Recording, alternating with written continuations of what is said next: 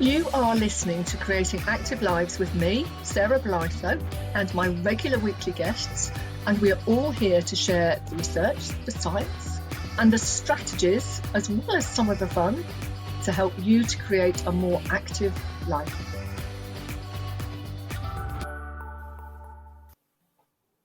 Hello and welcome to Creating Active Lives with me, Sarah Blytho, and my guest, who is a returning guest, Steve Shreeve.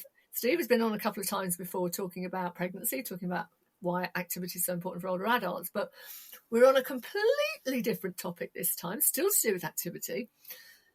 It was National Skipping Day earlier this week, so we are talking about skipping. And the reason I want to talk about skipping is it's something I've always wanted to be able to do. And I watch people skipping and I think, oh, I'd love to be able to do that. But I'm the sort of person that ends up tangled up in the rope to the point where I can barely move and someone has to cut me out. So, Steve, tell us a little bit about yourself and then we're going to talk about skipping. Hi, everyone. So those of you who've heard me as a guest on Sarah's podcast before will know that I've been in the fitness industry for a very long time. For 21 years, in fact, and I'm just coming up to my 11th year of running my personal training business, Shreeve Health and Fitness. But I first got into skipping a long time ago. I was 17 years old and a basketball coach suggested to me that skipping might be beneficial. I was very, very into my basketball, as I still am, in fact, but I was playing under 18s National League at the time.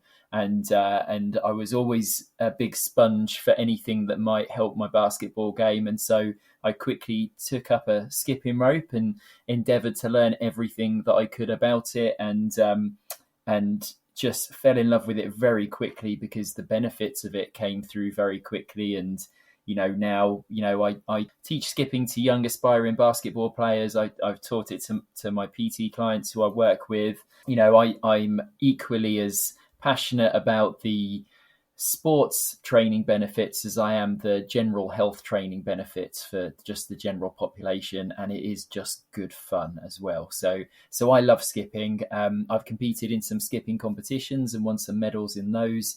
And off the back of those, I was actually featured in Men's Fitness magazine in a double-page spread about skipping, demonstrating various skipping techniques as well. So, yeah, loads of cool stuff with skipping. It's weird, isn't it? Because skipping's something that we associate with young girls in the playground and boxers and sports people and basketball players. There doesn't seem to be kind of, it's like, oh, if you're a young girl skipping, that's great. And if you're a sports person, that's great. But there's this gap in the middle, isn't there? Because, like you say, it is so beneficial and it's so easy to do. You just need a bit of space and a rope. So what are the benefits then? Let's start with health. What are the health benefits of skipping? Loads of health benefits. So it's really good. I mean, it's probably no surprise to anyone that it's really good for your cardiovascular fitness.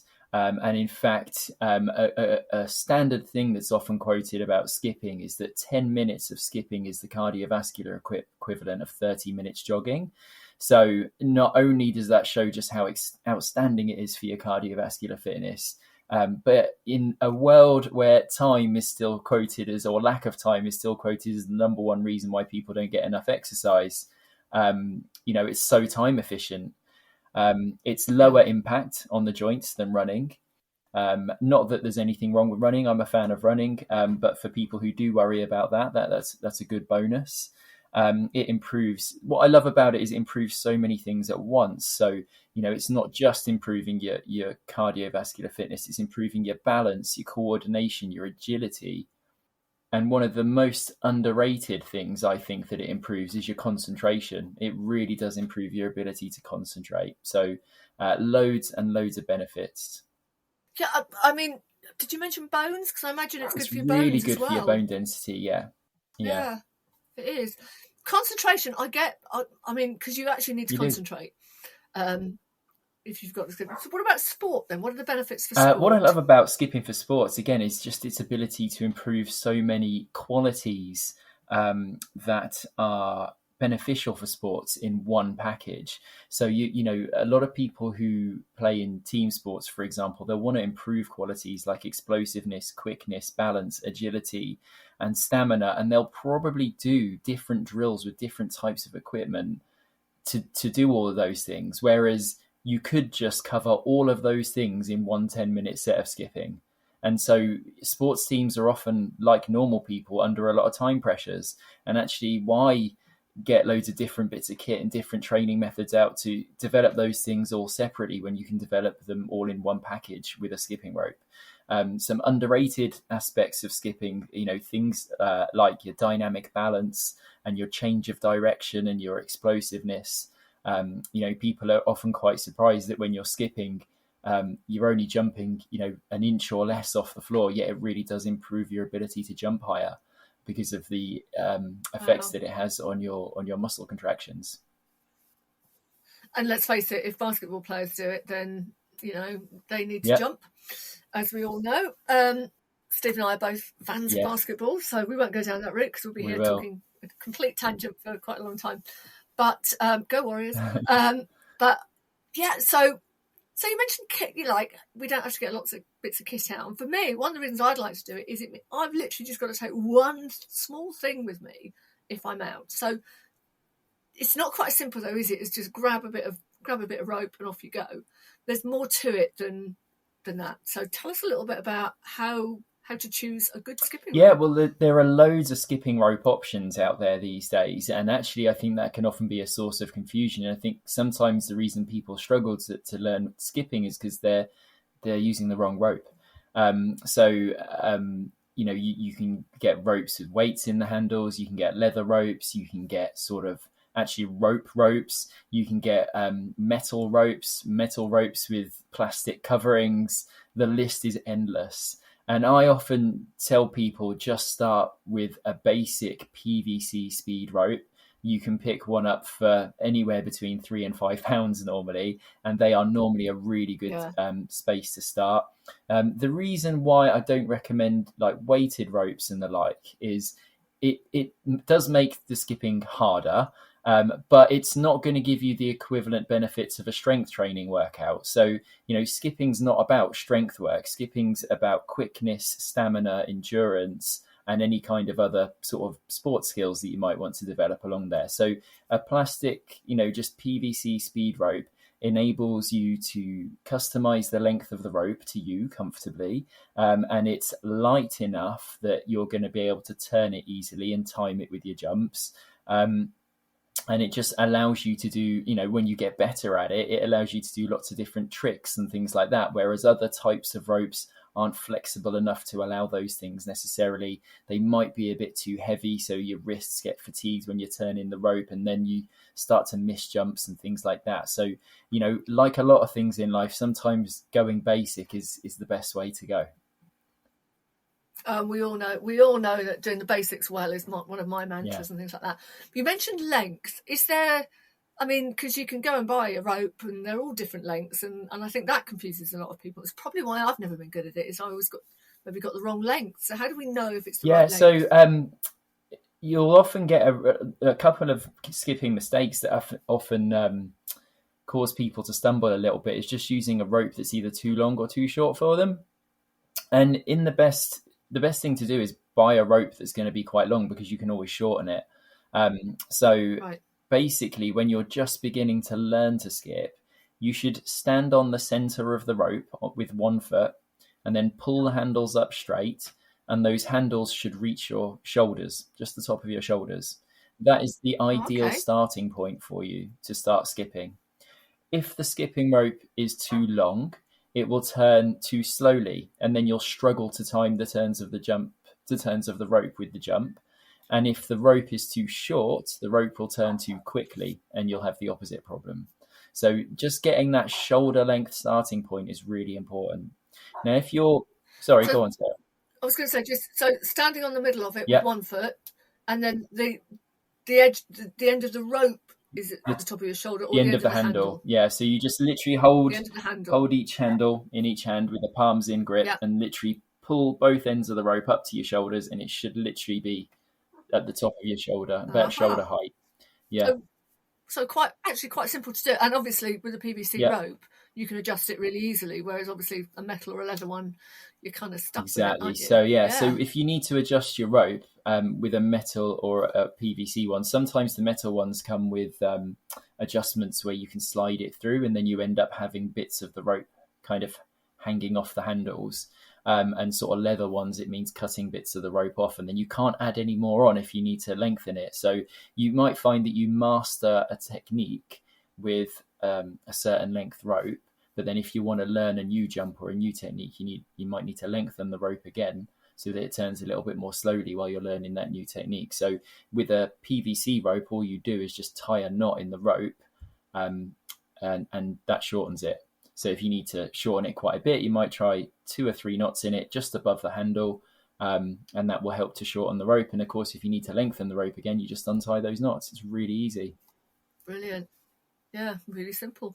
So technique then. I think this is probably an area where people make lots of mistakes like me. I mean, and I'm already, you've mentioned a couple of things, and I'm thinking I probably shouldn't be swinging my arms around like a whirly Yeah, gig, no, should absolutely. That's right. In fact, that's one of the common mistakes when you're learning to skip is using your whole arms to turn the rope instead of just turning the wrists.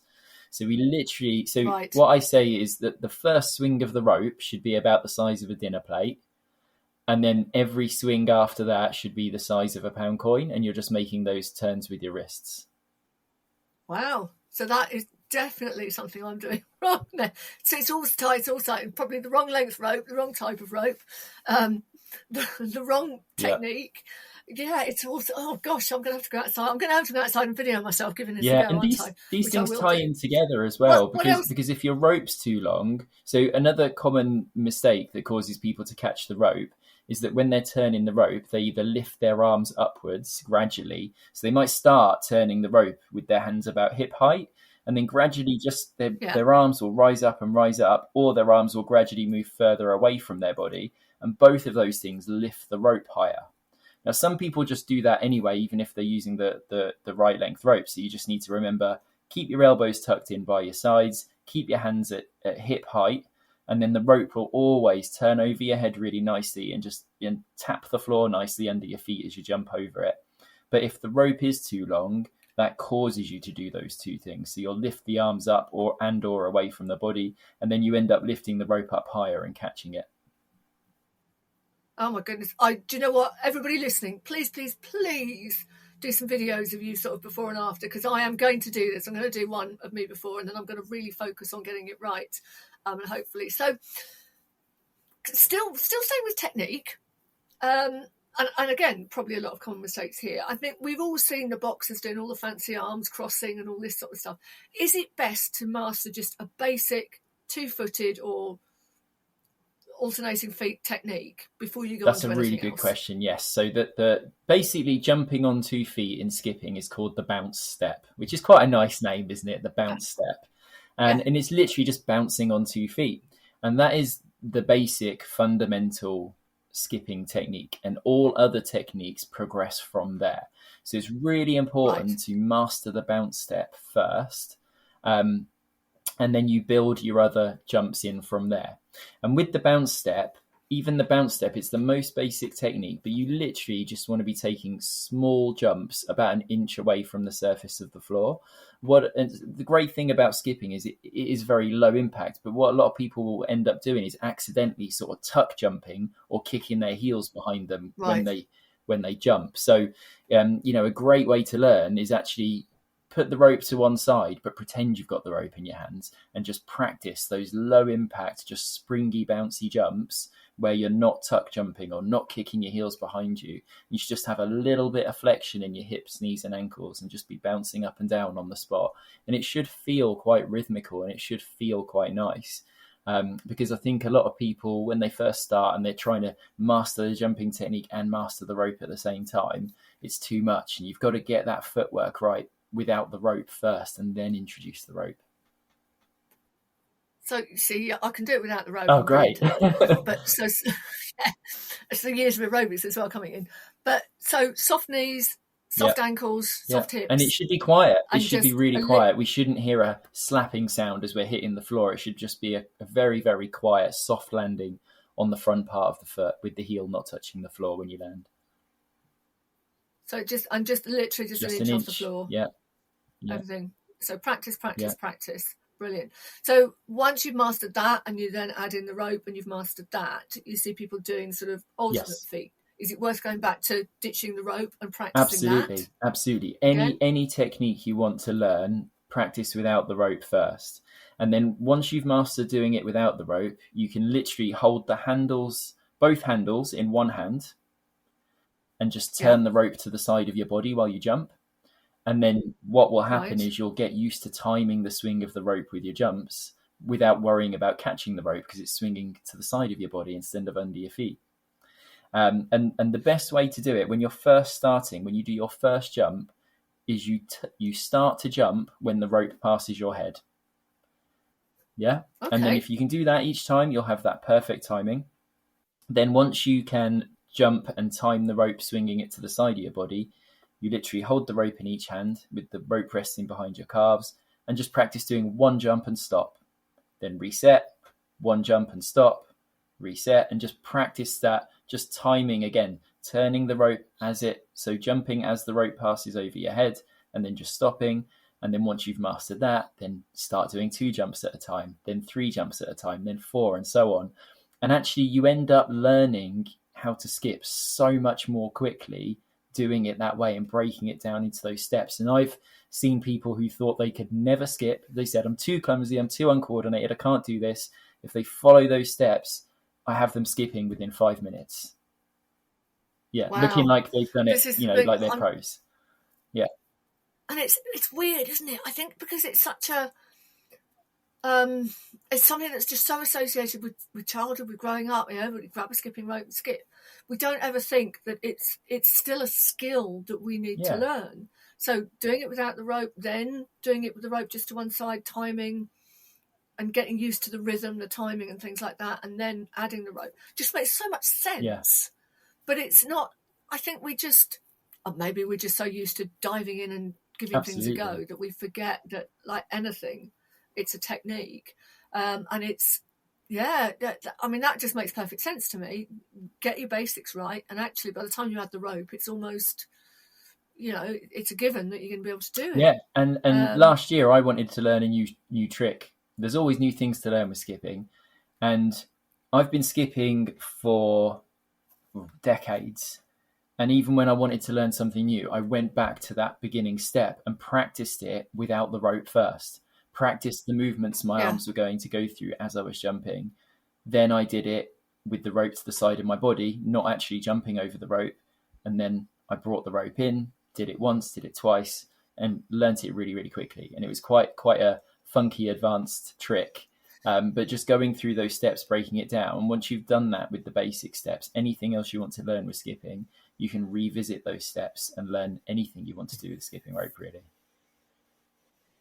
It's like brain training, isn't it? You're training your brain to do the movement simply before you add in equipment, and a lot of people do that. And I think I'm just thinking back to gymnastics. Before somebody's going to competition, you'll often see them, and they're literally standing there, but you can see they're physically going through the entire routine in their heads, and there's a little bit of movement going on, but it's visualizing it, and in a way you're training your brain in new skills, which just makes so much more sense than grab a rope, give it a go, and practice doing it wrong until you get off. And there is that saying, isn't there? We always talk about practice makes perfect, but actually practice makes permanent. Exactly. So if you're practicing wrong, then you're just going to keep doing it wrong and you'll never get it. And of course, like we say with a lot of things, especially to do with fitness, but any sport or skill, if you don't get the basics right, you're never going to be able to improve because you haven't got that solid foundation. Well, it's a bit like learning to drive, isn't it? You don't in your first driving lesson, you don't go on the motorway. No. You got to practice the basics. I know people that don't, after years of driving, they still go on the motorway. But it's true, isn't it? You start with the basics, you get the basics right, and actually everything you then layer on, you're building on a very strong foundation that you can go, like you say, when you want to learn something new, you go back to that basic without the rope and build on that, which is really makes sense. So what we've talked about the length of the rope, we've talked about, going straight in and trying to do it all without doing the basics. What other common mistakes do people make? Trying to do it too quickly, I think is the big thing, and not being afraid to go through those basic steps. Even some of the young basketball players that I've been coaching skipping to this year, they're all different heights and different abilities and different coordination levels, and some pick it up faster than others. And I say to the ones that aren't picking it up quickly or as quickly as the others, don't be afraid to go back to those basics. Practice jumping without the rope. Practice jumping with the rope beside your body. You're still getting exercise. You're still getting those benefits. You're still getting your body moving by doing that. So kind of not being in a rush. Trying to build up too soon as well. Although I mentioned it can be lower impact than running, it's different to running. So if you kind of do too much too soon, you can start to get things like shin splints and things like that, because it really uses the calves a lot more than a lot of other aerobic activities and anaerobic activities. So a good stretch absolutely afterwards. Well, absolutely. Stretch that tibialis anterior, stretch the shin, stretch the calf afterwards. Absolutely. But build it up in short stints. When you're just first learning to skip, 5 minutes is enough. It's absolutely enough. Yeah. Get your body used to it and build it up in small amounts of time. And think quality over quantity when you're first learning. People often do try and do too much, too soon, and end up with sore shins or sore forearm muscles or things like that. Just people underestimate how much work their body's doing just turning the rope over and over again. So the forearm muscles can ache a little bit afterwards as well.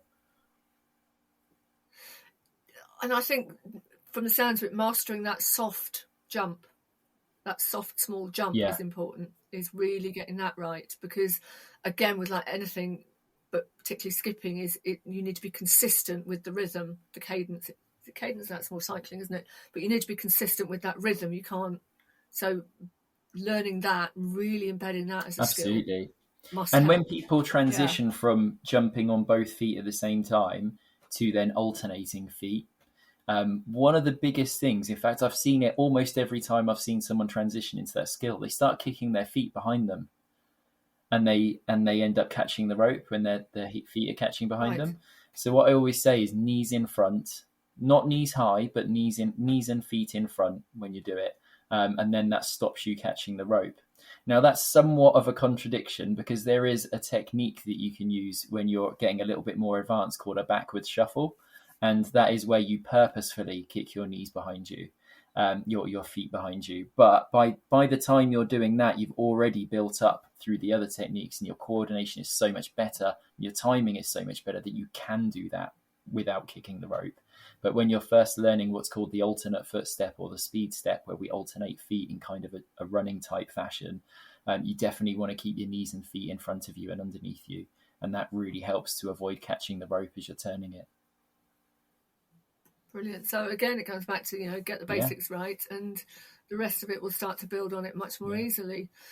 I mean, is there anything people need to be aware of? Is there any precautions or anything like that we before we start? Apart from ladies out there, men cover your ears, but ladies, I would recommend a good sports bra. That's good. That's good advice there. I mean, as always with any type of exercise, make sure you're medically cleared to exercise. If you've got any health conditions, any high blood pressure or anything like that, any bone conditions, speak to your GP. Make sure you get medical clearance before you're starting any new kind of exercise.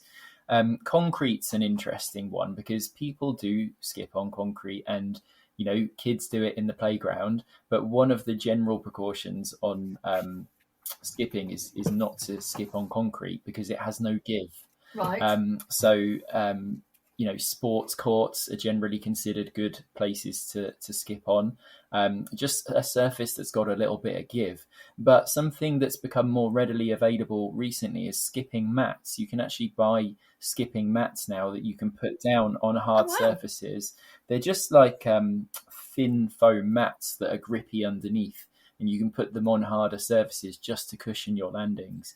And there are some really good ones out there. I use one if I want to skip in my garden on a hard surface. I roll out a skipping mat, and you can get different sized ones and all of that. And I love my skipping mat. I think it's great. So that can be useful. So those of you out there who don't think you're being active unless you've got all the kit that goes with it, there you go. You don't just need a rope; you can get a mat as well. But actually, that sounds really good, particularly if people do have more solid surfaces. And are thinking, gosh, if I can't skip on that sort of surface, then what can I do? Then a mat might well be a good idea. And it's there's something, isn't there, about having a rope or a mat? It's that preparation, it's that mental preparation.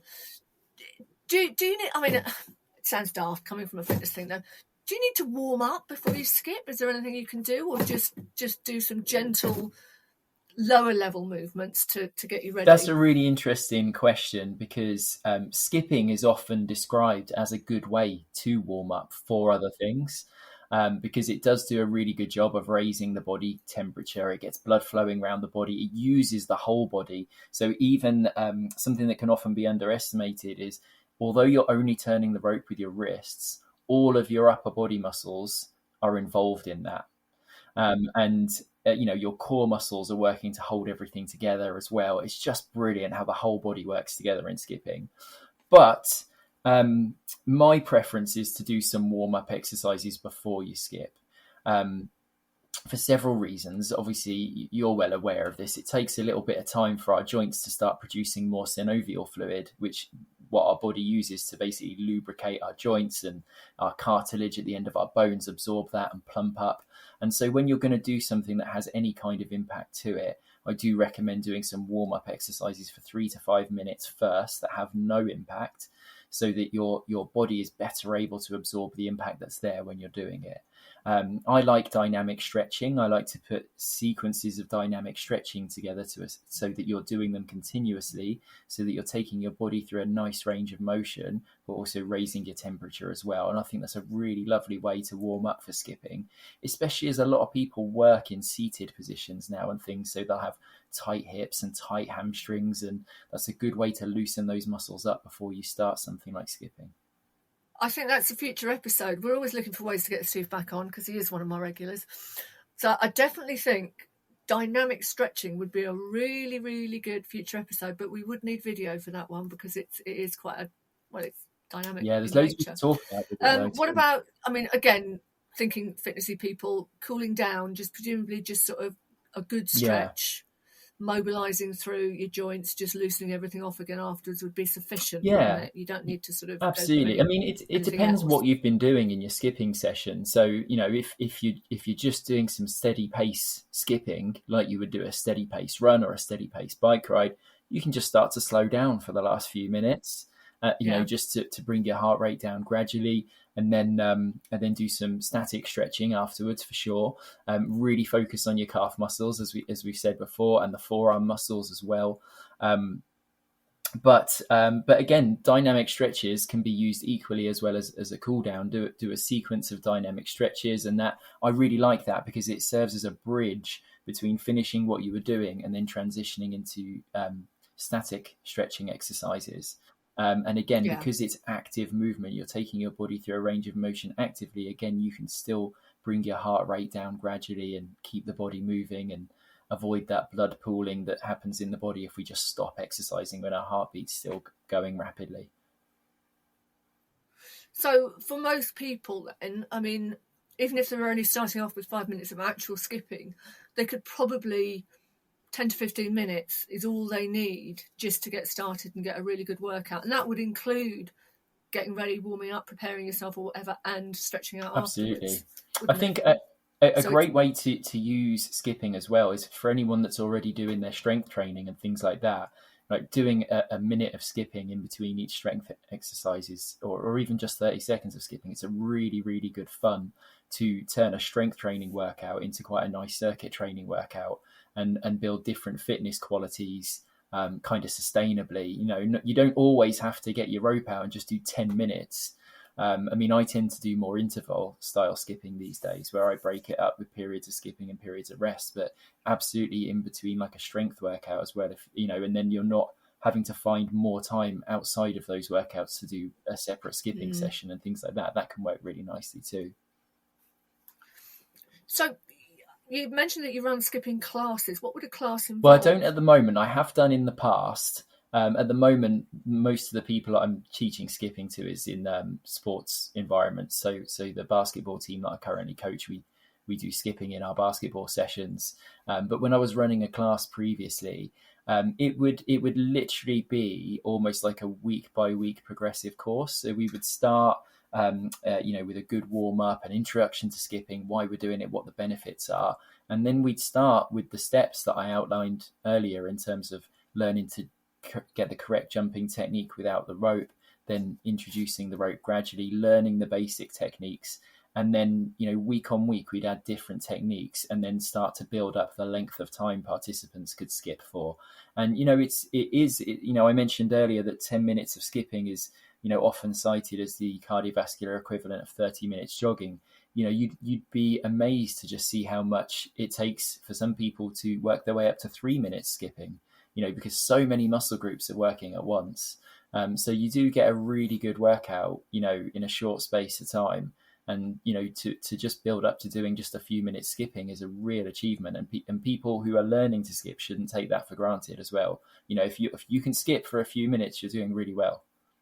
I think that's encouragement for all of us. So one final message then, what if you were to sort of have like a strap line, if you were advertising it, do skipping because, what would your message be? Because it gives you multiple fitness benefits in one package and it saves you time because of that. And what more can we add to that, really? And most of us, are looking for time efficient ways to maintain our fitness, but also fun, because I think skipping's fun, isn't it? It's the sort of thing I imagine brings a smile to people's face, particularly when they actually master the technique and start to get better. Presumably a lot of people just come away from it smiling because it's like, I can do this. It's really good. It's good fun. And I'll tell you something else that's underrated as well and ties into the fun element. When I'm teaching people to skip, something that I'll often say to them is, isn't that whooshing sound really lovely and calming? And they go, they always, doesn't matter, young, old, anywhere in between, they always say, yeah, it's really nice. And as you start to master it, that lovely whooshing sound as the rope passes by your ears becomes really meditative and just really calming. And I encourage people to count their jumps. And that, again, is something that really improves focus and concentration. And a lot of people are working in front of computers and at desks and things like that. And skipping's great for your posture because you have to stand up tall and you have to keep your shoulders back to be able to turn the rope properly. So yeah, and that, that feels good when you do it. Standing with good posture feels good. Having that lovely calming whooshing sound, as well as the sense of achievement you're getting from mastering something new and learning new techniques step by step, it all adds to that fun element. It sounds absolutely brilliant. As I say, I am going to give it a go. I've got a couple of ropes, which I know are too long, so I'm going to go and adjust the length, get outside into the garden. It's actually quite sunny at the moment. Get outside and give it a go, and I will keep everybody posted with some videos of me doing my best. Steve, thank you so much for coming in. And as I say, I definitely think we'll get you back in to talk about dynamic stretching, what it is, and how it, again, it adds an element of time efficiency to workouts. But thank you so much. I'll put the links of where people can find you, but on Facebook, you're Shreeve Health and Fitness, and your website is www.shreevehandf.com. But all the links will be in there. And again, thank you so much for coming on to talk about this, because I know it's something you're really passionate about, but also I think it's something that a lot of people will just find such a fun way to increase their activity. Brilliant. Thank you so much, Sarah. Thank you. You've been listening to me, Sarah Bolitha, and my guest, Steve Shreeve, on Creating Active Lives. Let's get skipping, and we will see you soon. Thank you for listening to Creating Active Lives with me, Sarah Bolitha, and my guest. Join me each week for more on how to create and sustain everyday activity, and follow me online at Fitness Career Mentor or Fabulous if you're interested in career development and more on creating active lifestyles.